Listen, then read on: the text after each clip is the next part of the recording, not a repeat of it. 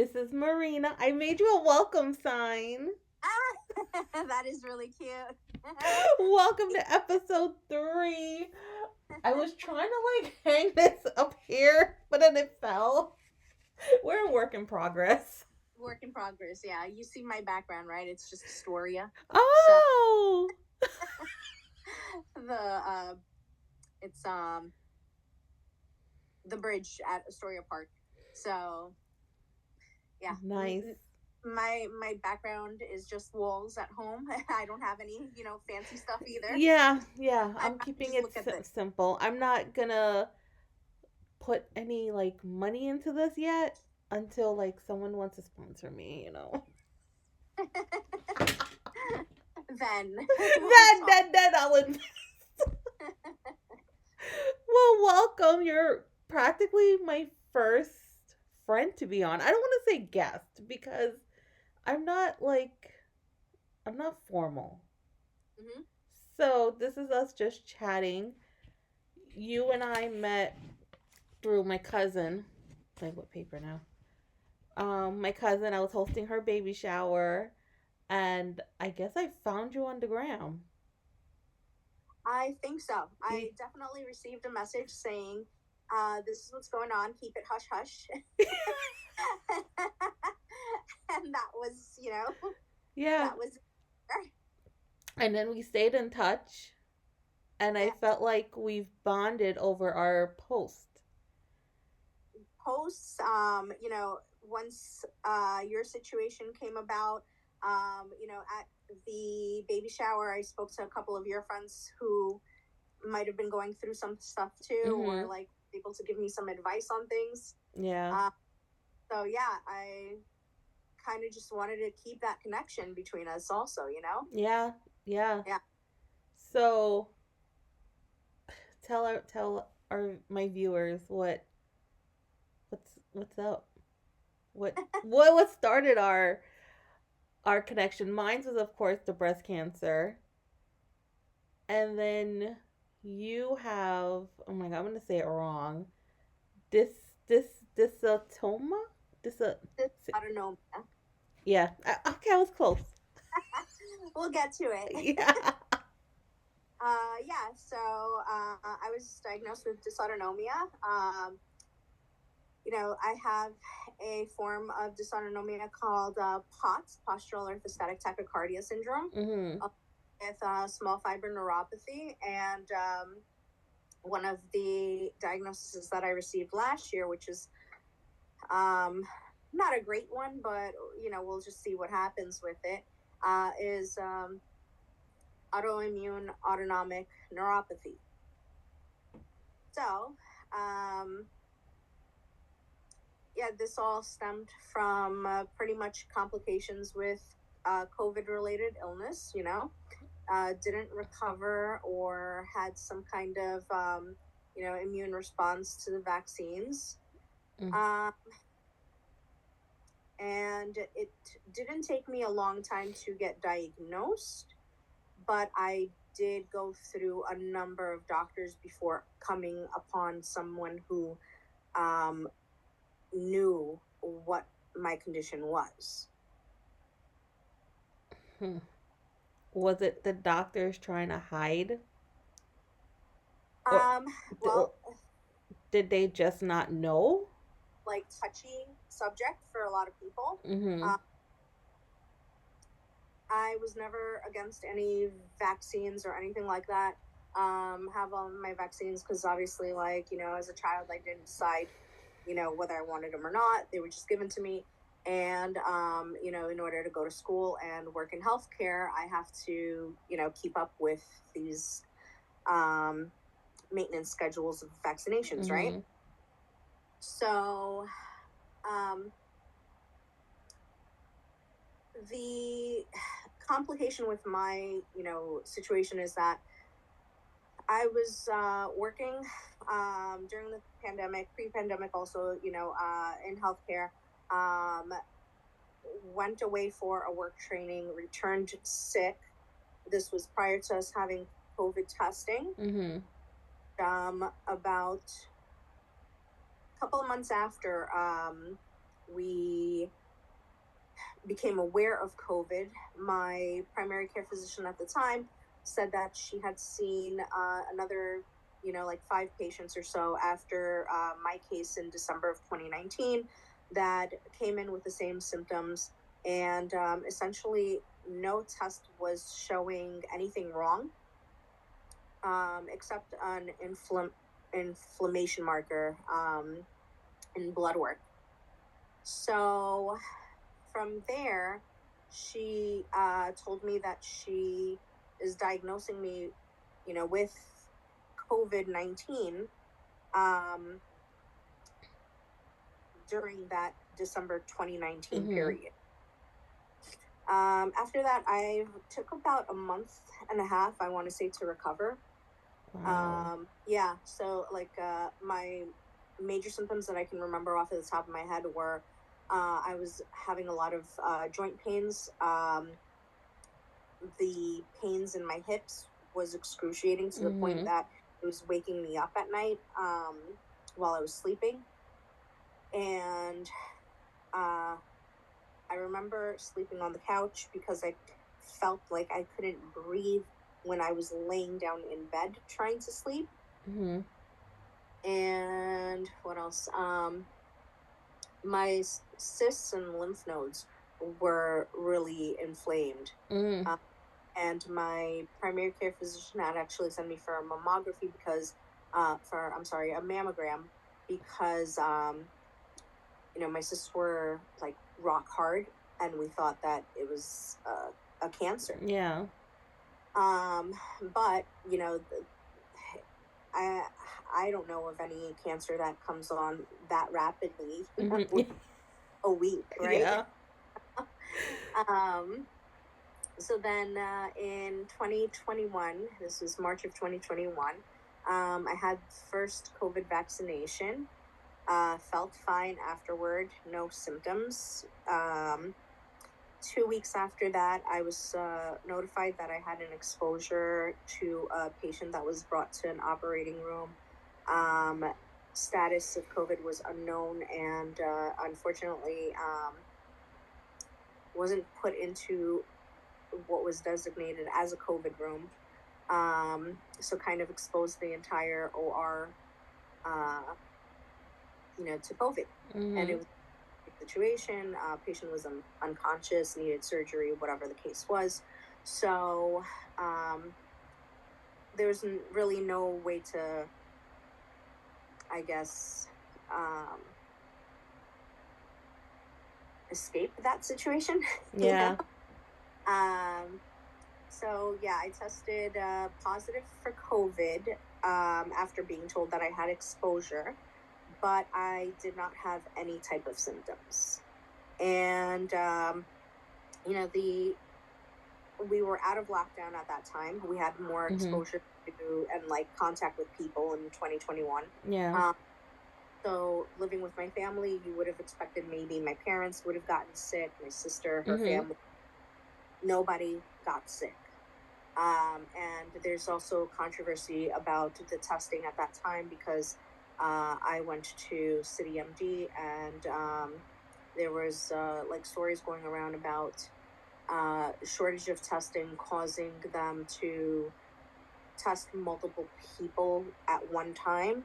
So I think it was like they were saying there was going to be 4 people tested at a time, and then if one of those 4 people were positive, then that those all 4 of those people were told that they were positive, right? And I don't know how true or false that was, but when I reached back out to City MD, to the same clinic or location that did my testing, they told me that I wasn't eligible for testing for another 90 days and that I was just going to test positive. So I explained the situation to another urgent care center by my home. Said, just come in and let's, redo this test for you. And that result was negative. So after getting that negative result, I was then told to go ahead and take the second dose, which was at the beginning of April of 2021. And at that time, we also did not know whether, if you had COVID, should you wait because you have antibodies or Mm-hmm. what it might be. And I want to add this in here because it's like a little bit of information that's kind of relevant. About a week ago, I received a email from Moderna that stated that if you had COVID-19, you don't need to vaccinate or get a booster, whatever it is, for, I think it suggested 3 months.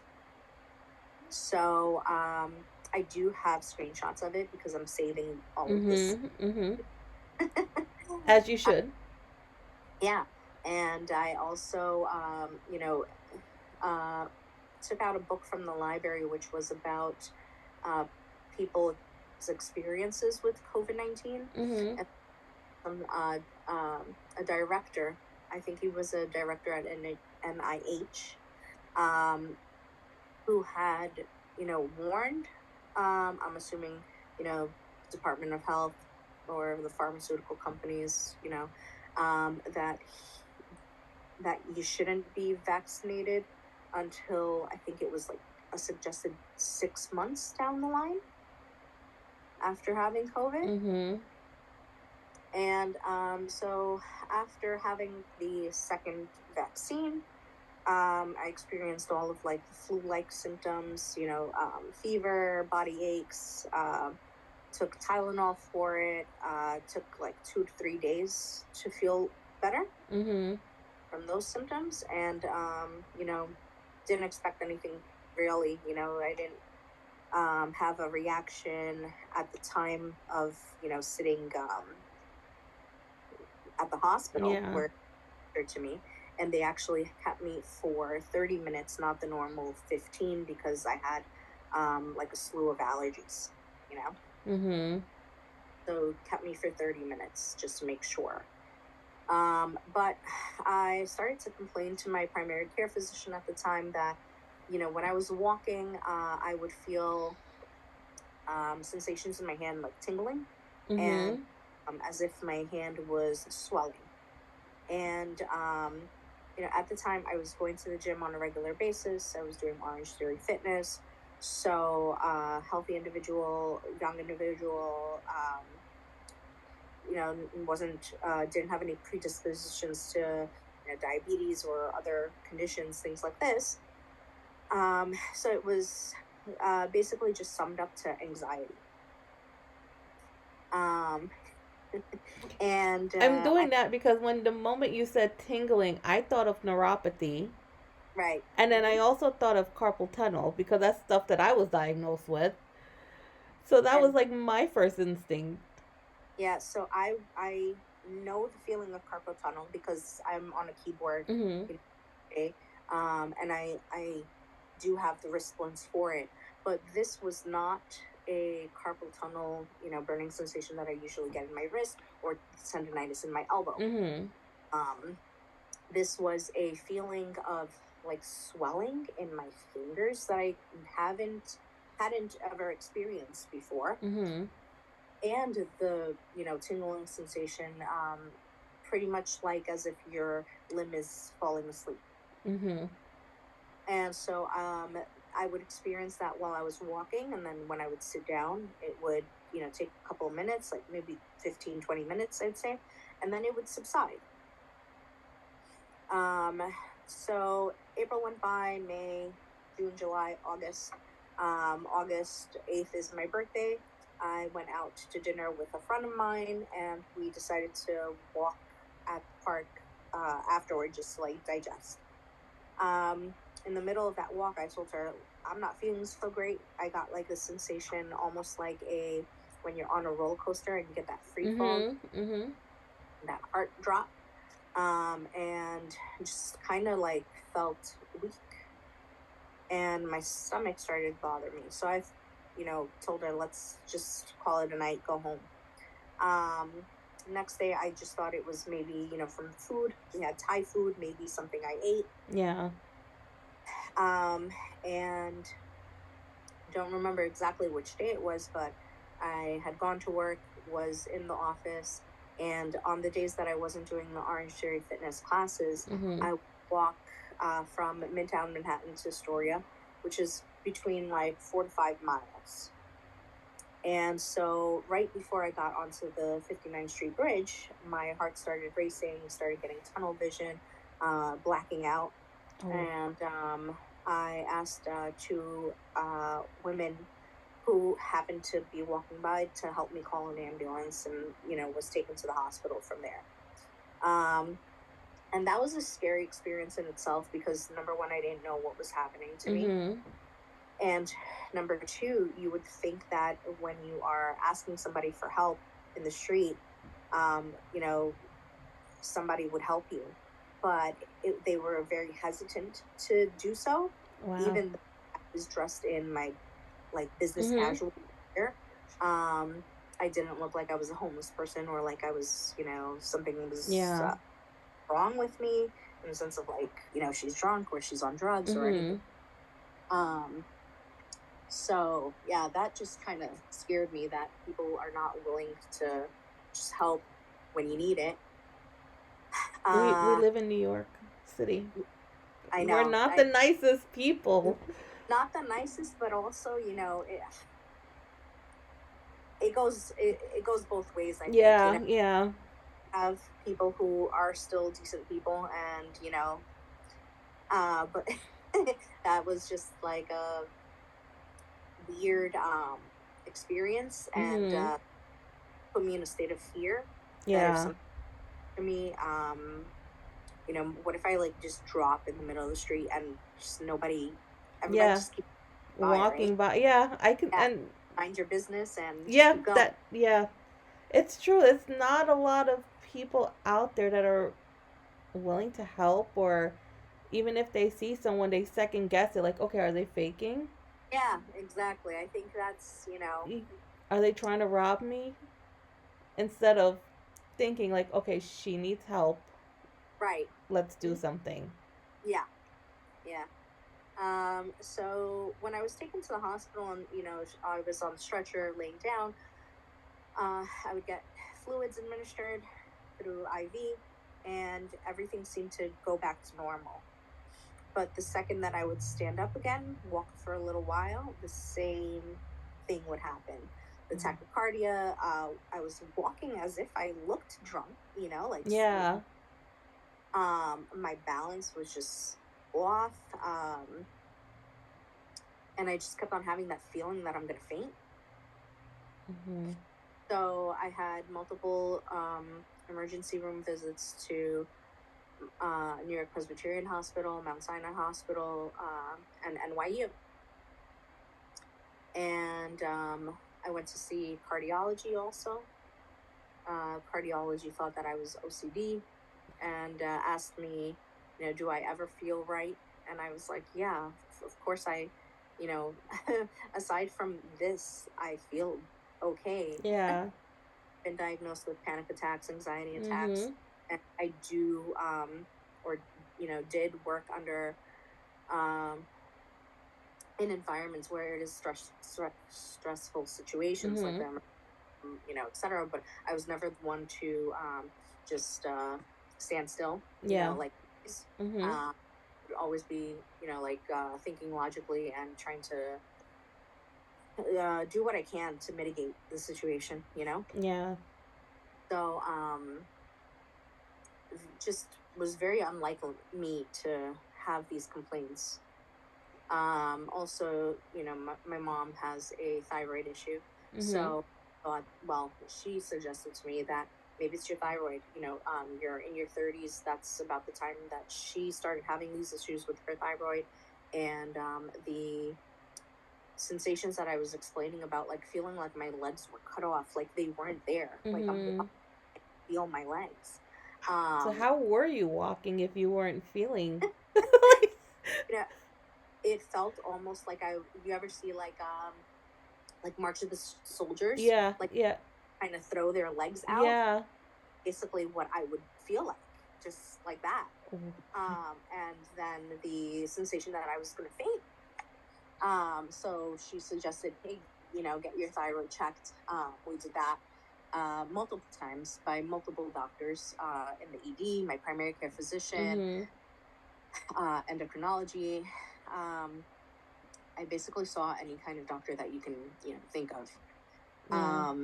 And in the end, it was a neurologist at NYU who had experience with POTS patients that was able to take a look at me for literally 2 minutes, have me walk up and down an aisle in her office, and said, oh, you have, POTS. And she also did an EMG on me, which is, the little sensations that they put, to see if your nerves are working properly. And she saw, some, whatever it is that you would see, I guess, like a diminished sensation or something. Yeah. And she called it that I had small fiber neuropathy as well. And I had a skin biopsy done just to basically confirm that, and have it put into my record. So, my incidence of not feeling well, then got worse to the point where I was, having presyncope, having episodes at work, and having my coworkers walk me to the emergency department. Yeah. And then being in observation for a couple of hours, and then I'd go home. I'd feel okay for some time. It came to the point where I was going to work still full time, and then ending up in the hospital at least like 2-3 times a week. Yeah. So very hard, very difficult situation. When you were diagnosed, because you're in your 30s, how did you feel when the doctor told you? Yeah, so I knew nothing about POTS, knew nothing about, dysautonomia, even though I have been in healthcare for half of my life at this. Never came across anybody with it. And when she told me, your results on the tilt table test, which is basically, it's just like a bed that they put you on. They tilt you into, what is it, like 60, 70-degree angle, and they monitor your heart rate and your blood pressure. That confirmed that I had POTS. The skin biopsy confirmed that I had small fiber neuropathy. When she, said it to me in her office, I was like, well, okay, what are we going to do about it? Like what medication do I take? You went in fight mode, like, all right, how we're. I thought like, how we take antibiotics. I on a maintenance drug, meaning, on a month-to-month Okay, basis. so you thought it was like something simple. Yeah, I thought, okay, medication is going to go away in a couple days or whatever, Yeah. right? And she goes to me, no, this is like, something that you're going to have to deal with for an extended period of time. And it was like a shock. I was just like, what? Okay. And then I was still like, all right, well, other people take, a pill for something every day. So any different from that. And that was not the case either, This is like a very difficult thing to deal with. Some people have managed to kind of get their POTS under control. For me, I've tried, changing diet, exercise, different medications. I've gone through a whole bunch of medications that, I don't want to say typically help, because there are a lot of people like myself, which the IVs, hydration, different medications, like oral pills and things like this. Typically, it's a beta blocker that will help. control the tachycardia. Mhm. There's people that it helps, and other people that are just like me, where they don't feel a difference or their symptoms feel worse. And that was the case for me for a long time. From 2021 to I want to say October 2023, with the worst of my symptoms being around December of 2021, when I was taken to New Jersey to see a specialist as like an emergency. Mhm. And then also between January of 2023 to October of 2023. So during that time, I was essentially like bedbound. Just standing, trying to walk in the house was horrible. I was on propranolol, which is a medication to control the tachycardia and Mhm. not drop my blood pressure. However, my blood pressure was very low, like 90s over 60s, 80s over 50s to begin with. And even with the propranolol, when I would try to walk outside, I would make it maybe half the block hanging on to, like a family member, like my dad. Yeah. And my heart rate would be between 140, 160. It was exhausting. I was constantly in the hospital for the low blood pressure. Yeah, and just I kind of drove my parents crazy during that time because I literally thought that I was gonna die. And it's not just like the tachycardia and the low. Mhm. It's that I feel the sensations in my body. Yeah. I feel my palpitations. I feel like Mhm. the arrhythmias. Um, it also, we don't get great blood flow to the brain. So a lot of the time, I would feel as if I have vertigo, brain swirls. That's like I don't know the correct or proper name for it, Yeah. but it literally feels like my brain is just turning inside my head. Mhm. And also myclonus, which is like these like jerk sensations. Okay. The best way that I can describe it is when you are about to fall asleep and then you feel that sudden feeling like you're going to fall out of bed, and Mhm. you know jump awake. That kind of a sensation. And yeah, I literally thought that I was going to die. So Yeah. props for I can dealing with. totally relate to a lot of that stuff. Um, when I was first diagnosed, I got the phone call when everyone was home, Mm-hmm. and I was like, "Crap!" Because it was there. I kind of wanted to hide it because Mm. my husband went through cancer with his mom. Okay. She had colon cancer. She didn't survive. Mm-hmm. So I thought, okay, I got breast cancer, so we're gonna do surgery, and then I can just lie and say, well, they found something, a bump, it's benign, or we're just gonna remove You're it. not gonna tell them at all. Yeah, Not. I was totally gonna polish it off, but they were home.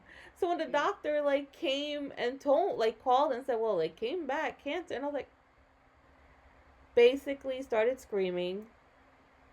My husband came in the room, and he automatically he's like, it came back cancer, didn't it? Mm.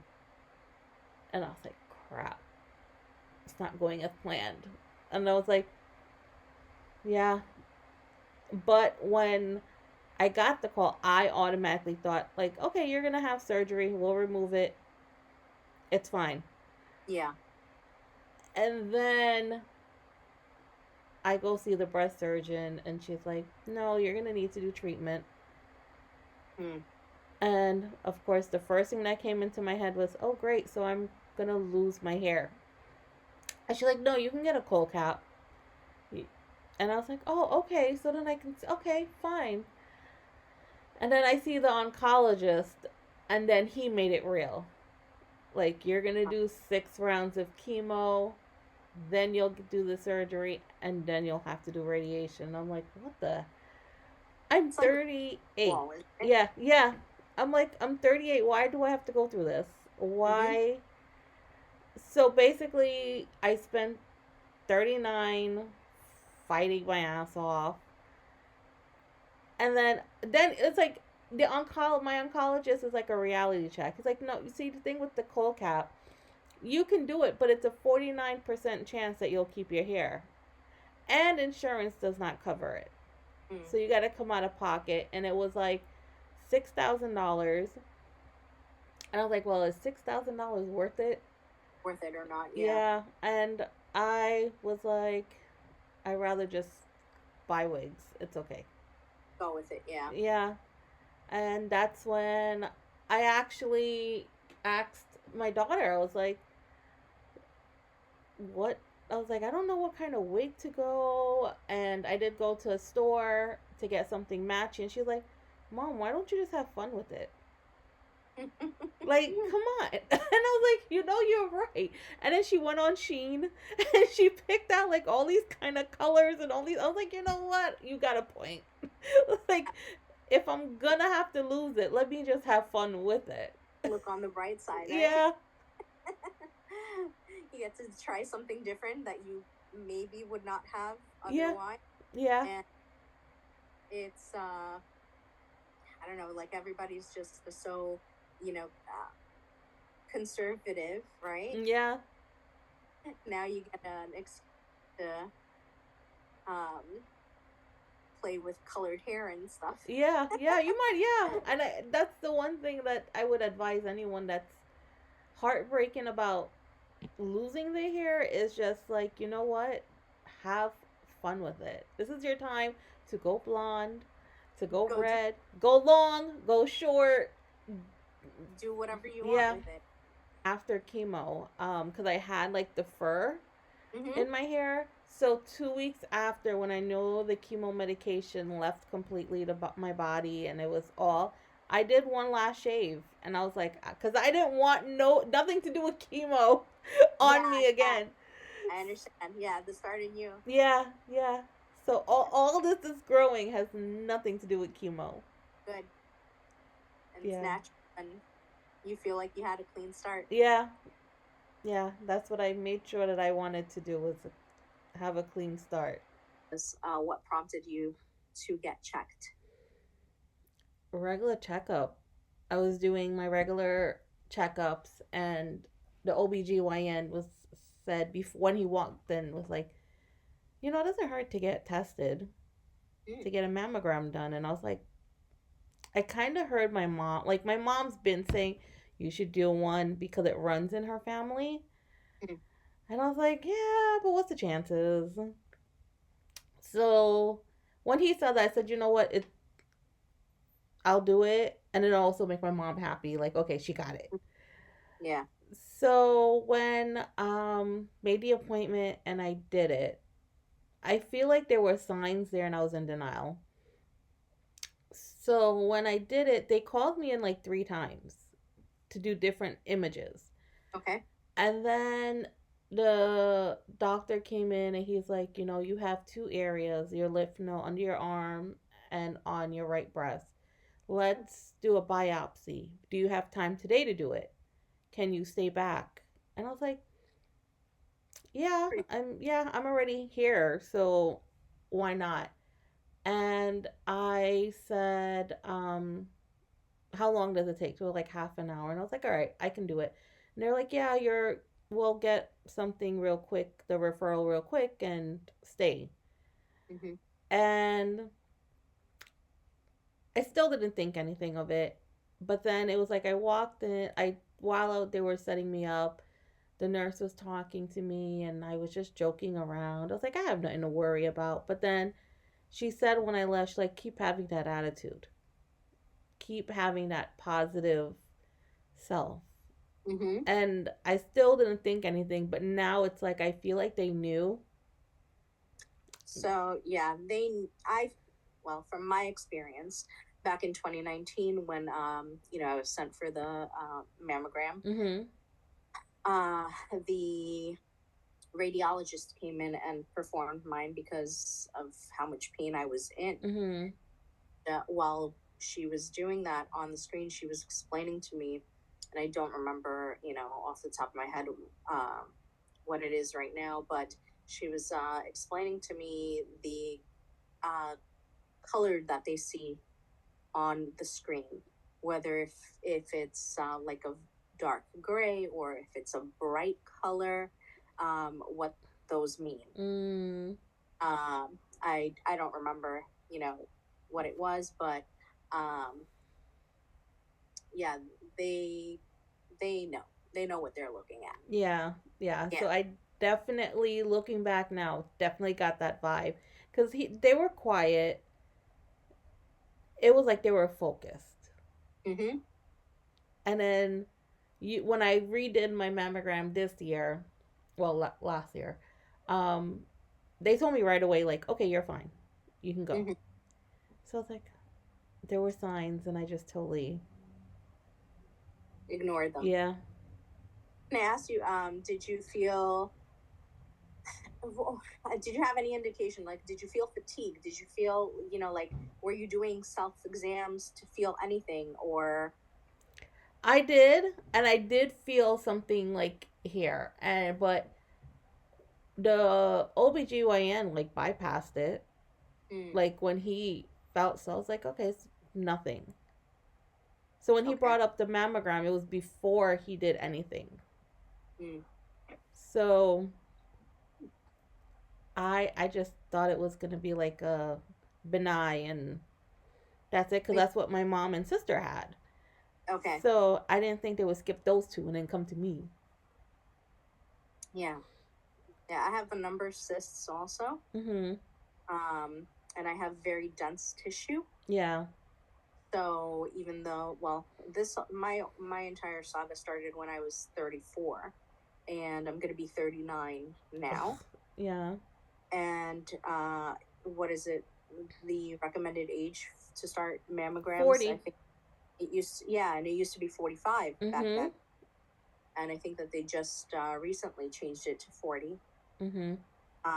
So yeah, certain reasons, that we have, where it requires additional, screening, and luckily, you got approved for it, because I Yeah. know insurance gives trouble. Yeah.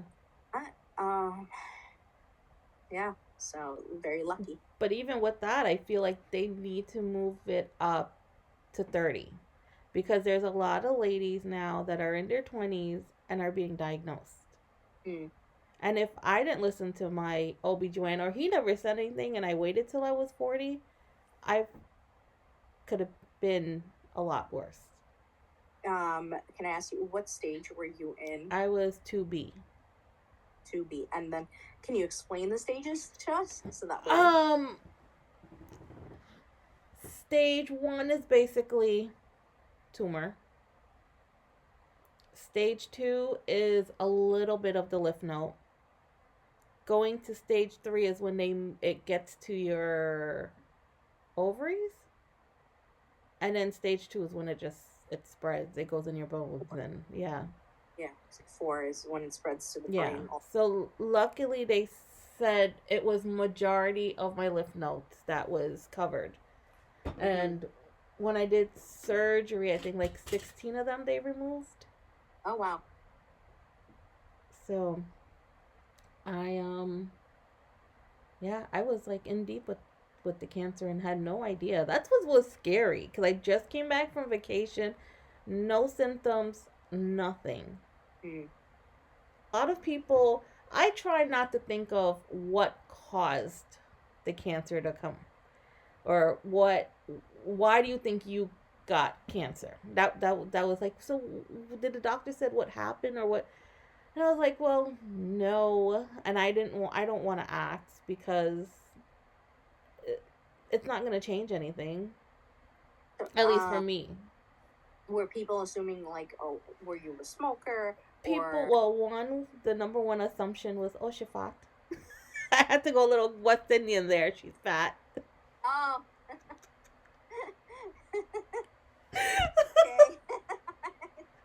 It is what it is. Yeah. Yeah. Um, I was on birth control, which I think was a huge part of it Really? because at the same time I wasn't getting my menstrual cycle. Okay. And they were saying it was because of the birth control. However, when they told me to get off of it, I still didn't get my menstrual cycle. Okay. So I'm a Fragile X carrier Okay. where I can produce kids with imbalanced chromosomes. So basically, if I get pregnant, I would have to test my Fragile X. yeah. Yeah. Hmm. So I did have to terminate my first one, my Hmm. first pregnancy at 16 weeks. Then I had a miscarriage, and then I had my daughter, and then 6 years ago, the day before Thanksgiving, I went to do a CVS. I was at 12 weeks, and the day after the CVS, I had a miscarriage. Okay.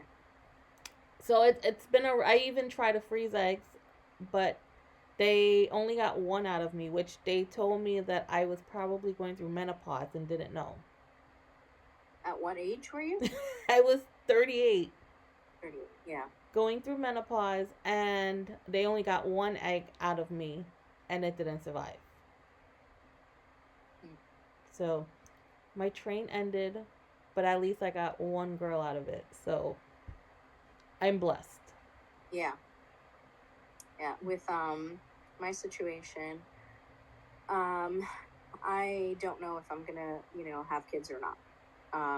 That's a very like reaching, basically, Yeah. to at this point, and it's not just because of age and like natural, regular factors like that. It's the fact that we don't know exactly the root cause of all of this. There's people who are clear cut, had COVID, got sick, Mhm. clear cut, vaccinated, vaccine injury. I could have had COVID, could have had a vaccine injury. Maybe this is a genetic thing because I did have whole genome sequencing, and I have a gene that is related to motor neuron disease, Mhm. and a gene that is related to myasthenia gravis. And my doctors have reassured me, and I don't want I say it in quotations because these are neurologists, but they are not specialists specifically for the gene mutation. Mhm.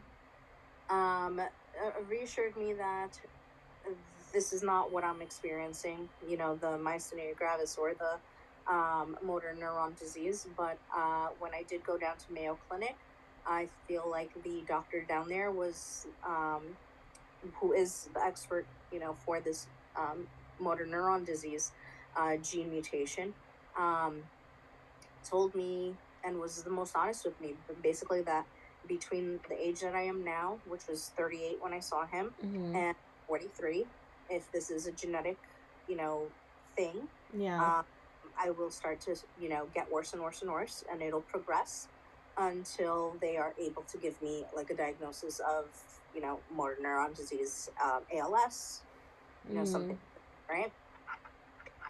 Um, and so, not knowing where this came from, or, you know, it's just like, it kind of puts me into the state of, well, if I have a child, what are the chances that, this gene mutation gets passed down? Um, Even if it's not the gene mutation, and I was, so let's say, like, I had some disposition um, to POTS. Yeah. Uh, do I really want to take a chance? And if I have, like, girls are more prone to it than boys, right? Mhm. Do I want to take the chance? And have a baby. Maybe it's a girl, maybe it's a boy, and then in their teenage years they start to develop like a hereditary POTS, and seeing other people online with kids, young kids, Mhm. that have POTS and other complications. Do I really want to bring somebody into the world that's going to have to deal with this? Yeah. um, like, yes, I get baby fever. I love, Mhm. I'm like, I want I want my own. Yeah. But I also feel like that would be a very selfish thing to do, you know and if it was guaranteed that that I would have a healthy baby, a healthy child, Yeah. go on through their life with no complications, Mhm. I 100% do it. But I think that weighs on my mind, and it's not a decision that I have to make right now because I'm not, in a relationship. I'm not. Mhm. I wouldn't. I feel like I would have to be, you know, uh, Yeah. in a committed relationship, because there's, like, there's just risks, and I would want somebody that knows everything about me, um, Mhm. that this is the case, and would kind of like understand all the challenges that Yeah. would that this could pose.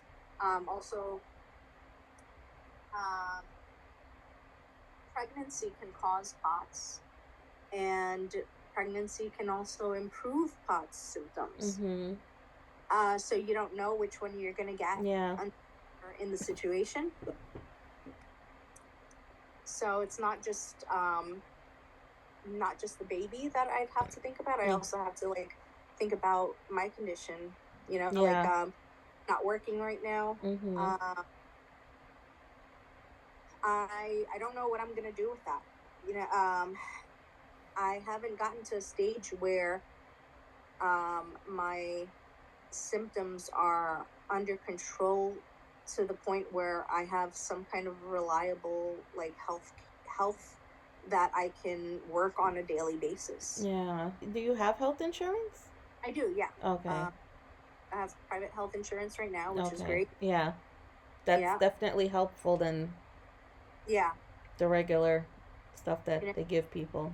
I don't think that if I had Medicaid, um, I don't think I'd be able to go down to Mayo Clinic because it's state based. Yeah.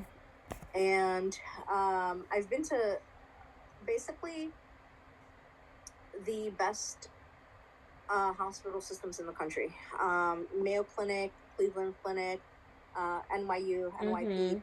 I And deal also, with NYU, so I know that they're good. It yeah. was nice to see them on the Super Bowl commercial. I was very happy. I was like, well deserved. um, but I don't know. It's really hard. I talk to other people who it's taken them, their entire lifetime to get a diagnosis. Mhm. Uh, they've been gaslit so badly that it's affected their mental health. Oh yeah. You know, um, and even with me, last year when I thought I was going to die, I had a breakdown in my neurologist's office, which was this doctor that I said, she's the one that pinned me for what I had, Mhm. with my parents there. And they were convinced that like I needed to go into like an inpatient psych facility Mm. to like calm down. Yeah. And I'm like, it's not happening to you guys, so you don't understand. Yeah, it's like you're supposed to be in the office, get news that will change your life, and you're supposed to sit there calm. That, and also at that time, I had already had two experiences. You know, it's kind of like what you hear in the movies or on like TV. Mhm. Um, my lips went cold, started turning blue. Yeah. My blood ran cold. like my there was one incident where I was being taken to the hospital where I could feel like it was almost like somebody put an ice pack on my chest, like Mm-hmm. right in the area. My blood was running cold, you know. Yeah. Um, Other times where another incident where I was showering and all of a sudden got tachycardic and started having a hemorrhaging incident.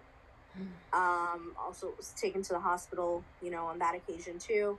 Other times that the ambulance came to get me, and even the EMTs or EMS, they would put me on their heart monitor, till we got to the hospital. And my heart rhythm is all over the place, and it says it on, like I kept the reading, that the machine can't distinguish what kind of pattern I was having. Mm-hmm. So, like, until you feel that stuff for yourself, Mm-hmm. nobody was able to convince me otherwise. Yeah. Nobody, yeah. So It's one of the things you know, you know. that was really top tier experience right there. Oh my God. My God, the things, I know. Who would have thought, like, in your 30s would be, like, challenging? I hope when I you get to 40, it's a lot better for you. I hope so too. I There's mean, some light at the tunnel. and you know what the thing is too, also, that I see myself and I see other people, and in comparison, there's some things that are better in me than there are, in other Yeah. people. And I'm just like one other thing that I was thinking about the whole time, and I've said this to my doctors also, is, what about these people? It's I'm not taking it out of context, like of dealing with the immigration stuff that we have going on. Mm-hmm. I'm just thinking about people who English is not their second language. Yeah. And then, it took me, I went through hell to like get these diagnoses. Mm-hmm. What happens with those people who don't speak English, who don't have good health care, who don't have advocates or family Mm-hmm. or somebody that can go and translate for them, things like this? How lost do they get in our systems? Yeah. I'm sure they probably give up and And just, do their yeah, own home remedy stuff. which is dangerous Yeah. too. Yeah. You have, yeah, and you need to be on medication for that. Mm-hmm. Um, and another thing that happened to me was there's a heart failure medication that is kind of like off-label usage. Mm-hmm. Um, and we even tried that to see, if it was going to help me, and that ended me with me in the hospital with hypoxia. Um, did zero to help me. My I've tried gosh. so many medications at this point. Mm-hmm. Feel better off of the medications than on them. I do feel like that at times too. It's like I just want to give up and just like let my body just run Do its what? course and just fight. Yeah. Sometimes I'm like, would a tea help, or would like I refill my pill sections every week, and I'm like, I can't believe I'm doing this this shit. I wasn't good with taking like a daily vitamin, Mm-hmm. Yeah. So I get where you're coming from, but let's also like be a little bit realistic here that cancer is cancer, and that's not. It's not that simple. So I have to take these meds in order for it to stay away. Yeah.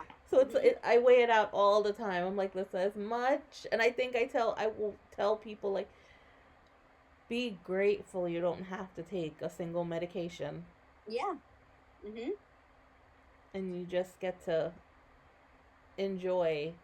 Yeah, enjoy it while you can. Yeah, wow, right, because you are gonna get old one day and have to take Yeah, all these things. eventually maybe we'll all end up on something. Yeah, But yeah. I will say, going back to the COVID vaccine, I remember I had to take it for travel.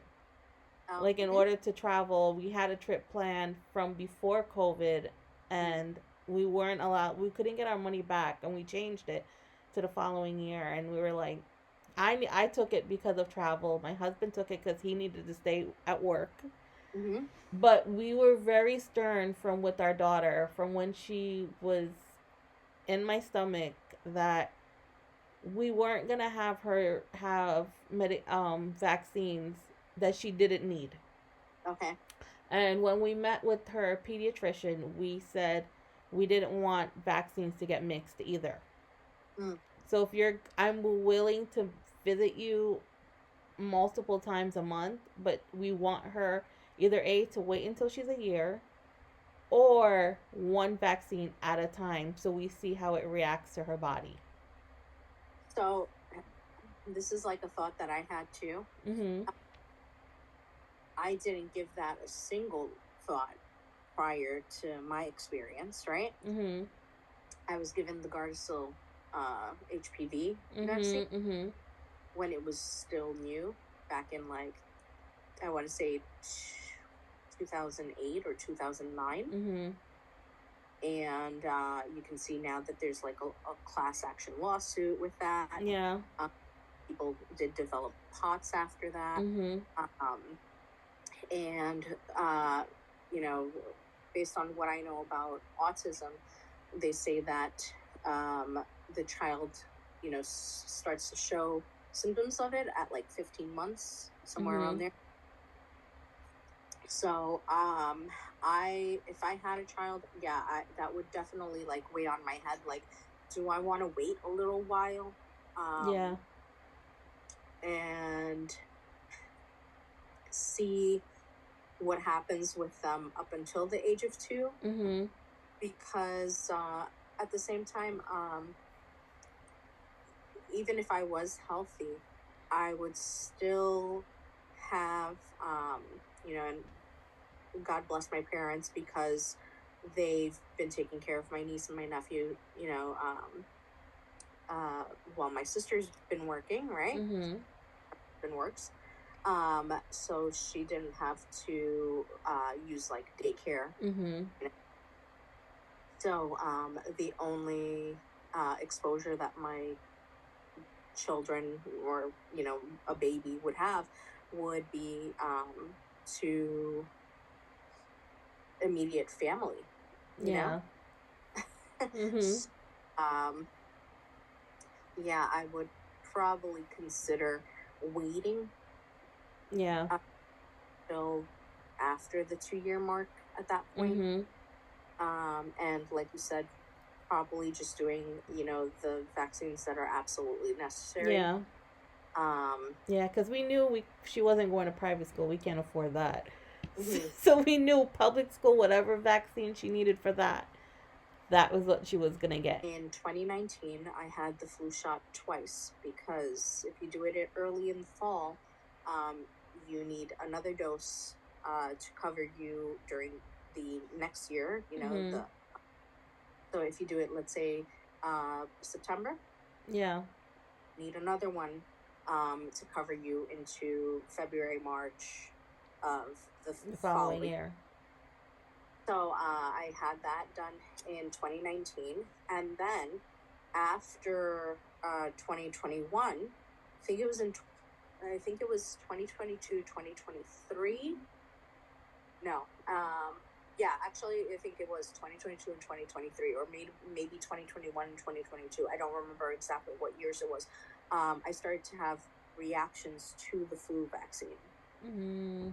And I had it done in an allergist's office under her supervision, and also it was the non-preservative one and the kids dose. And the first reaction, I didn't have a reaction in the office, and it was a Friday, and over the weekend I developed a big rash on my arm. Yeah. So I took pictures of it and showed it to her, the next day that she was in the office. So that was documented. And then the second reaction, I actually had the reaction while in the doctor's office. So, we made sure that I was going in on a weekday, not leaving it to the weekend, and just staying in the office. I think she kept me for like an hour or so. Okay. And she administered half of a dose of a full dose, and then she was wait and then administer the rest of it. And I had the reaction, just to that small amount, that half dose. Wow. So I haven't taken a flu vaccine, Since. Yeah. And the other thing with the flu vaccine, it's also like up for debate and controversy and stuff. That they're essentially guessing which strain is going to be the one to, hit us that year. That's why I've never taken it. I've never taken it because it's for me, an unnecessary vaccine. It's like we're guinea pigs, so let's test you out, type of thing. Yeah. I would tend to, if I had to go back to working in the hospital, I would sign on the waiver that says that I'm gonna use a mask. Yeah.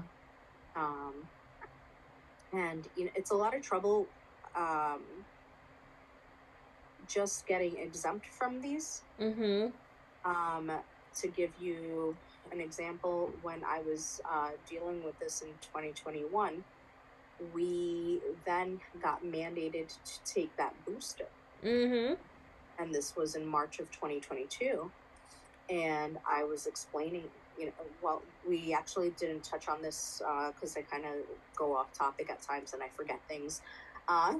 Same with me. I was convinced that I was having a vaccine reaction. And I told my doctor, I want it reported. I want the forms, sent. And I want exemption, a medical exemption, because we don't know what's happening to me. We don't know what this is from. I'm not taking that booster. Yeah. And dead. Yeah. And I was on Steinway Street. I forget where I was coming from. And I was on the phone, me and my doctor yelling at each other. And she's telling me, "Are you crazy?" And I'm like, "Absolutely not." Yeah. I am dead serious. And then, my primary care physician, my cardiologist, they did give me exemptions. One of the neurologists that I had seen wanted me to try half a dose of the Moderna. And I was, no way. Yeah. And luckily, it came down to the last day. And, Governor Hochul backed off because of all the pushback from the healthcare workers. That was the only thing that saved me, otherwise I would have been forced. Of this, I put my life at risk going to work in COVID, pandemic, getting it myself, then having these vaccines and COVID, and who knows why this happened to me, and people not believing, and telling me I need to do more of these things. If COVID is affecting my body this way, or if the vaccine is affecting my body this way, what makes you think that it's safe for me to put more of this into my body? I will say that we have to be an advocate for ourselves and fight, because the healthcare, they'll push and push and push, but even if there's a small chance that's not right for you, you have to fight it and speak up. Let me tell you though, if you went ahead and you fought it during the pandemic, when it faded, you were fired. And that's what sucks. Which is I don't feel was right, was that you weren't going to be able to apply for unemployment, because it's like you're stepping away from your position because you don't want to do something that the government wants you to do. More if you're being forced to do something that you're not comfortable with doing. Yeah. Very, very unfair. And then, we lost a lot of healthcare workers who were of age to retire. Mm-hmm. And at least they get their retirement benefits, Yeah. young. And Yeah. you got another 40 years Mm-hmm. To hit retirement.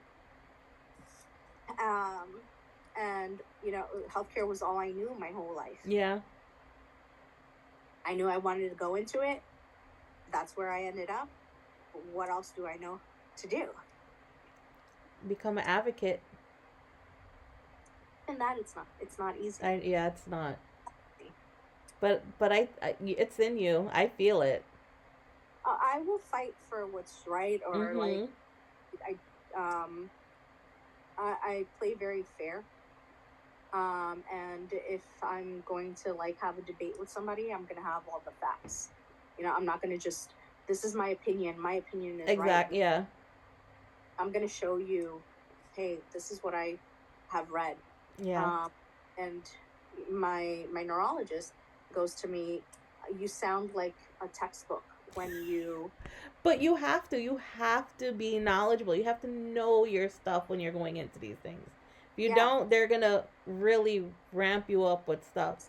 Didn't know anything about. Go ahead. I have less than a minute. All right, let's quit. Call it. And then yes. Thank you for coming on. I think we should do this again. You definitely have a lot to say, and I want to hear it. I really do. We didn't even get to the actual questions. No. That's why there's next time. We'll talk again. Yes, thank you for doing this for me. I really appreciate it. Bye. I'll talk to you soon. Okay. Take care. Bye.